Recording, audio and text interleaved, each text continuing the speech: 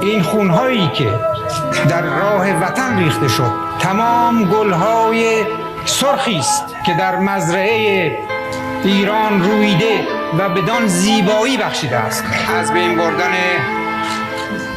افراد به شکل وحشیانه‌ای مدتی ادامه داشت.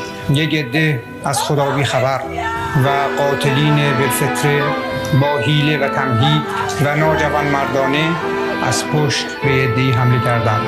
کما اینکه 2 طفل 4 ساله و 5 ساله نیز زیر رگبارهای مسلسل از بین رفتند.